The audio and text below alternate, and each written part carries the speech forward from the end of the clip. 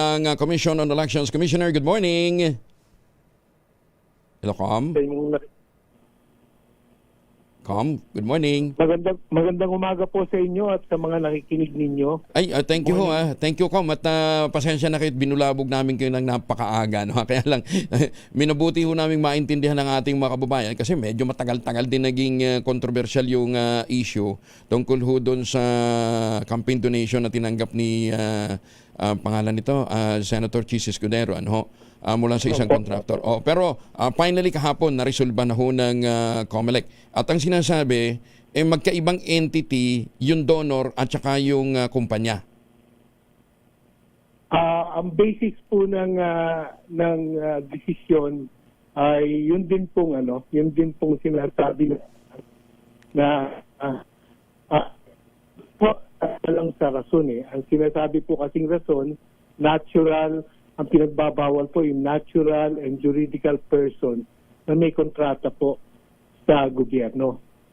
So ang context po ng paliwanag na yon, kung Centerways po ang kumpanya na sinasabi na pagmamayari ni Mr. Lubiano at si Mr. Lubiano, dapat po in person, si Orenz Lubiano, kumpanya na contractor po ng gobyerno. Kaya ang depensa po nila ay in his personal capacity. So doon po, may dalawang issue na sinulat ang aming campaign finance office na sa entity concept po at saka sa batas po, hiwalay po ang personalidad ng dalawa. Pati po ang liability. Oo. Hindi masasabi na dahil na ang may-ari ng kumpanya si Mr. ang pangalan? Rubiano.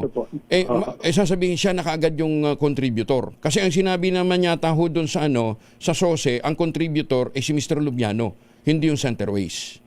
Opo, tama po yun. Tama po. Oo. So, baka naman gamitin ho yung batayan ngayon ng sabi nila, may president na.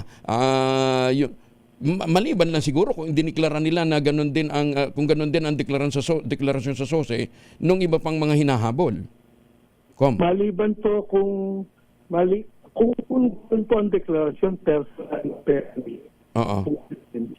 na ginamit sila ng korporasyon para magsagawa ng illegal na pamamaraan para makapagbigay ng donation, ganun po ang magiging teorya ng batas. Bukod pa po sa jurisdiction natin, sinasabi po na ang pagkukonstrue o pag-i-interpret ng batas, pagka ganito mong criminal prosecution, kasi criminal offense po ito, ay what is favorable to the accused.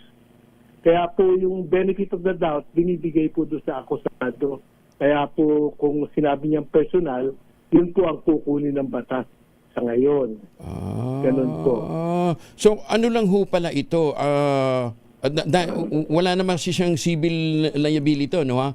Criminal aspect lang talaga yung sinasabi natin dahil pagkakatanggal sa pwesto kung sakasakali man ang magiging pananagutan.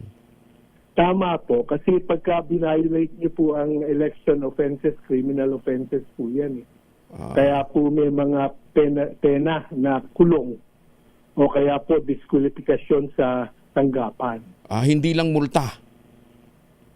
Yung multa po doon sa non-filing, pero ang kasunod po na magmumulta kayo ulit dahil wala kayong final, ay perpetual disqualification po from holding office.